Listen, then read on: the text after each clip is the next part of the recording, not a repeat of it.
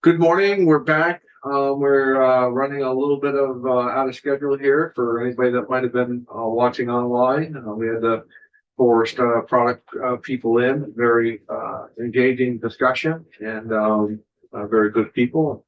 We're going to spend some time now with Paul Ralston, president of Little Village Enterprise. Welcome. Come on up.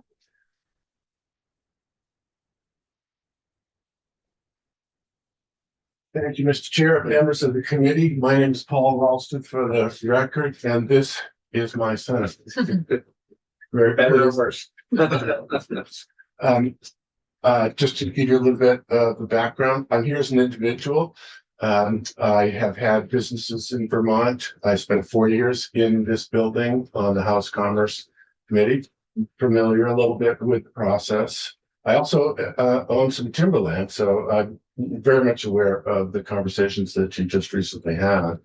And it's been interesting that over the last couple of years, the main timber harvests we're having are storm damage and ash borer. Yeah.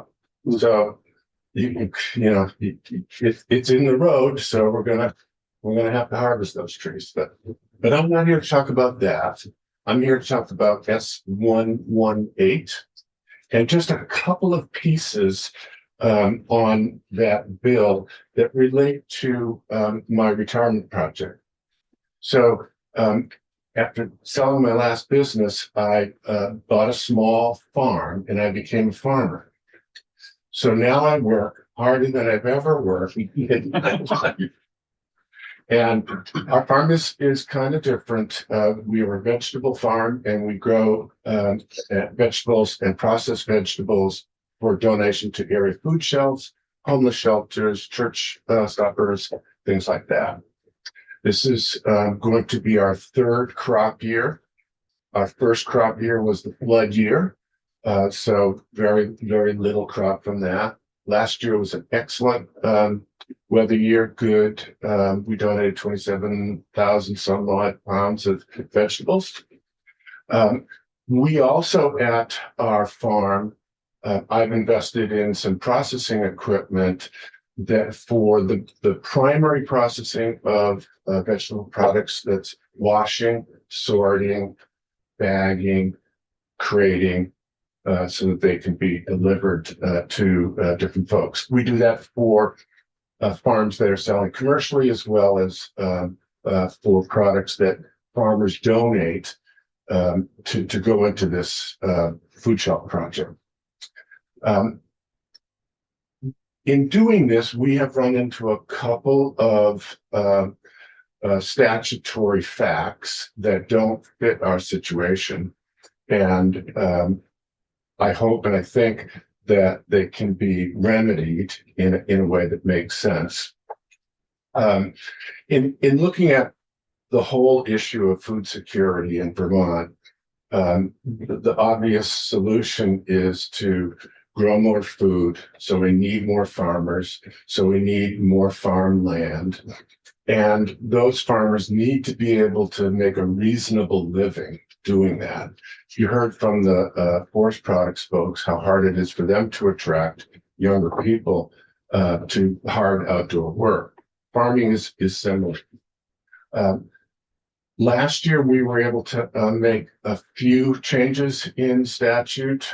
We dipped very slightly into Act 250, and because our farm was having a problem with our local zoning did not allow food production in the agricultural zone.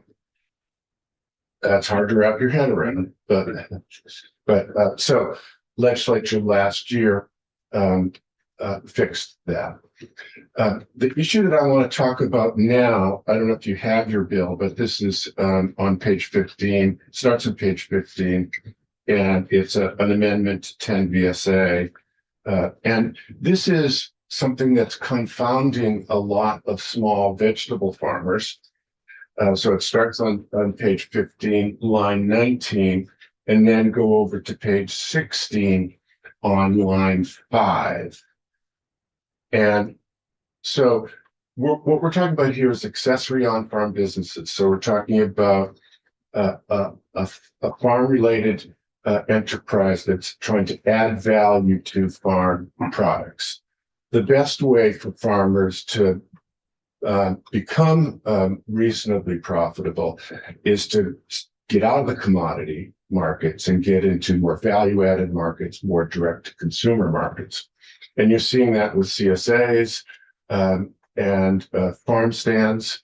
But this one particular item, starting on line 5, that says an accessory on-farm business that prepares and processes food, which is what we do, can only use only 50% of the total sales of those products can come from products outside the farm. So it's basically whatever I can grow on my farm, I can match with what I bring in from another farm. Does that make sense? It's a hard thing to read in the language, but it's basically, it's two issues. One is the word sales, and the other is this 50-50. So what happens if... Can you? Excuse me, it's on your webpage now. That's what I Yeah. Okay. under today's date. And so I'm waiting until you get the... No, I have. Okay. So for a farmer, if I could give an example of You break it down a little bit better. so a farmer that grows vegetables and wants to make soups or make spaghetti sauce, tomato sauce, really good ways to add value to the crops that they grow. The kind of products that can be, sold at a farm stand, could be sold at a local store. That farmer, let's say you're making tomato sauce, so you've got tomatoes, onions, herbs, whatever else is going into your garlic, whatever else is going into your tomato sauce. 50% of the sales of tomato sauce has to come from vegetables only grown on your farm. And I'll try it another way. Start over. Okay. Okay. I know what you're saying. Yep. I just want to understand it because we have a miscellaneous bill that we're working Yep. on. And I'm thinking that if we could get some clarity of exactly where you're at. Yep. That we might be able to throw it in a miscellaneous bill. So we just need Right. we need And language that everybody's gonna understand.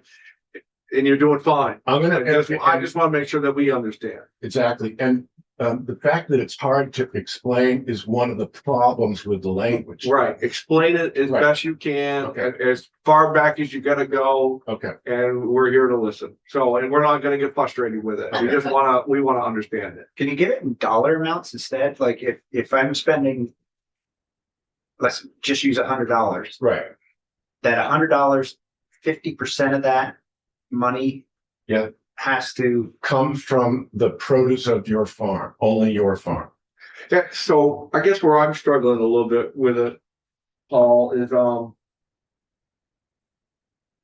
who's made the rules, where are the rules coming from, who's saying it, and all of that. So that's where I'm at with Right. it. Is like who's who. Okay. So who's swinging at this? So this is language that came out of Senate Environment Committee. Okay. And their concern was what I call the doomsday scenario, that somehow a farm, let's say that our tomato sauce farm, is going to become a factory with lots of refrigerated trucks running all night and lights going everywhere and noise. And because they're exempt from Act 250, because they're a farm, then the municipality and the neighbors have no recourse. So they tried to set some guardrails, unfortunately not very artfully. These guardrails are almost impossible to calibrate, to measure. Therefore, they're almost impossible to enforce. I don't know how you would enforce it. So in my mind, we're talking about small businesses, farmers who want to take vegetables that they grow. Now, maybe they don't grow garlic, so they want to get it from a neighbor. Maybe they don't grow herbs, they want to get that from a neighbor. Why can't that come into that farm's tomato sauce? And why do I have to try to keep track of the dollar values that are of the sales of the finished product, not of the ingredients? This is where it gets way out there. So you're in a place where you're trying to comply. It's very difficult to comply. The other issue, this to me is the bigger issue. Let's say our tomato sauce guy, he invests $50,000-$100,000 in some equipment so he can grind up the stuff, cook down the tomato sauce, and then his tomato crop this year has blight, and he can't use his tomatoes, and he has, risked some money to be able to add value. So why can't he buy some tomatoes from his neighbor and use them? And the language as it's prescribed right now prohibits that.